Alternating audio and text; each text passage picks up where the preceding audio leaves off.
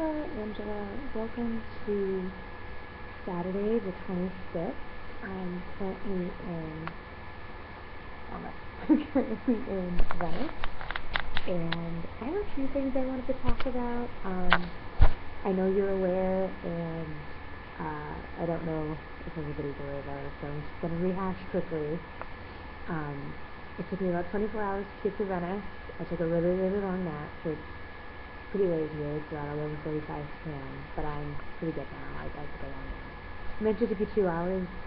Completely slept through my alarm. Slept for 6.5, but I obviously needed it, you know. I'm also getting really sick, so if I sound bad, I'm sorry. Or if it's hard to understand me, just let me know. I know I have a mumbling problem, apparently. I argue against this, but if it's true, it's true. So first I wanted to go over a really hilarious thing that happened when I was in Berlin. It's a tour. I don't know if you did the free tour when you were in Berlin, but I did, and it was really, really awesome. It was 3 hours and it was freezing. And I was like the only person in our pretty big group. It was about 40 people. So I was like the only person there by myself. And I think our tour guide noticed. He was talking to me briefly. His name was Steve. He was Aussie. It was nice. But anyway, so I was wearing my big red coat and everything, and we just did this small talk thing, you know, where are you from, what are you doing here, thing. And he looks at me, he's like, so which Pokemon did you kill to make your coat? And I was just like, there's a bright red Pokemon? And he's just like, I don't really know. I'm like, yeah, Pokemon's been around forever, but I never really got into it. He's like, well, I've been around forever, but I never got into Pokemon either. And he was very nice. So yeah, so I wanted to tell you that apparently I killed a Pokemon to make a coat, so Pokemon killer. And then I did something pretty crazy again, because I just didn't plan my trip very well, and I'm running out of time here in Europe. So I had to get to Venice from Berlin, and I'm sure you can look at a map, like I did, and realize that it's really far away. So I got on a train in Berlin, I had an 8-hour train down to Innsbruck, which is Austria, and embarrassingly enough, for some reason I forgot that Austria was a thing. Didn't notice. So I get there, and I'm at the train station waiting for my train, and this is where the drama of last night could affect you, and I'm sorry to everybody. So I was in this train station, and waiting for my train, and this group of about 5 Austrian dudes were just like wandering around amongst themselves, laughing and doing things like vaguely drunk people do.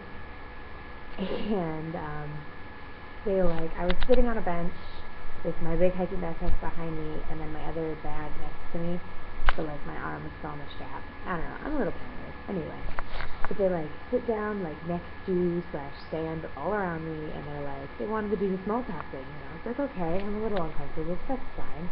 You know, hey, I'm, me, and blah, blah, blah. And they're like, oh, where are you headed? You're headed to, Brennerau. And I was like, yeah. They're like, tonight? I'm like, yeah. They're like, well, what are you going to do from there? I'm like, I'm going to meet my sister. Or someone. I don't remember who I told them I was meeting. It doesn't matter.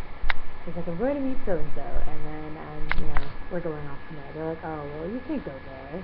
It's so small. There's drug dealers and things. You can't go there tonight. Just have them meet you in the morning, or go to the hostel, or hotel here. And I'm just like, no, I'm good. I have a plan. And I guess that's one of my biggest flaws, is when I have a plan, I have a really hard time diverting from it, even if there's a new / better option available. And so my plan was to sleep in the train station at Brennerau. Not really sleep, because I wasn't really tired, because I slept on my train from Berlin to Innsbruck. But anyway, so I was just going to hang out at Brennerau for 7 hours, waiting for the SISAM train to Verona, and then Verona to Venice. Anyway.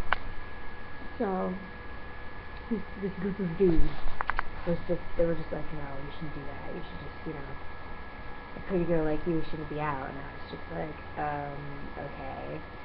And this is where it gets a little scarier for Annette / everyone else.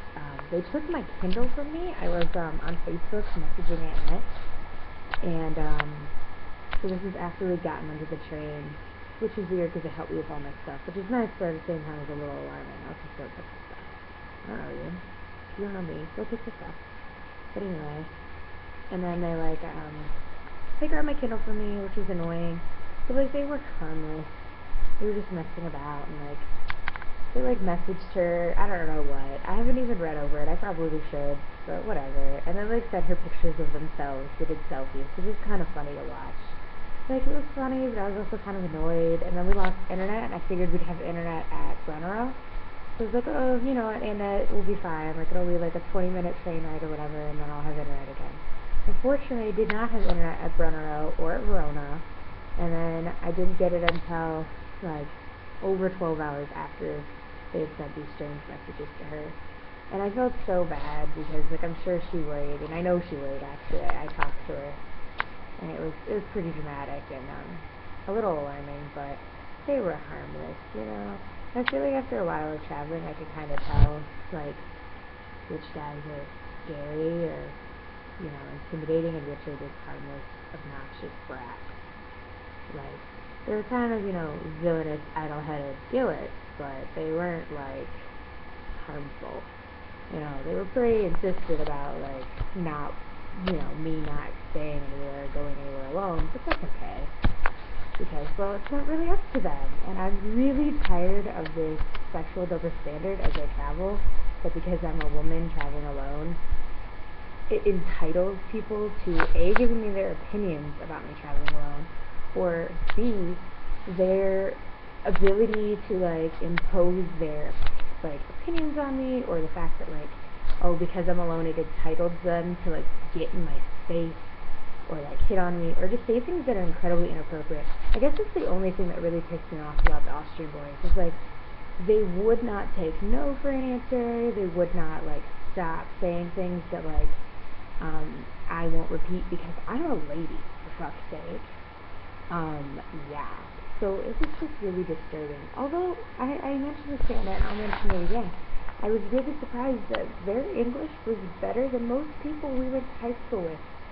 And like they didn't have an accent, they spoke very proper English. It was very interesting that despite the fact that they were being obnoxious and rude and all kinds of things, they spoke better English than most people I graduated high school with. And my video's too long, but you can suck it. Sorry, not sorry. And I guess that's it for me. I wanted to let you know about my next segment of adventures. I swear, like I just need to get my life together, or something dramatic's gonna happen. I'm gonna go around Venice tomorrow, the city proper, and I will show you pictures. And that's all I got. And I hope to hear from you soon.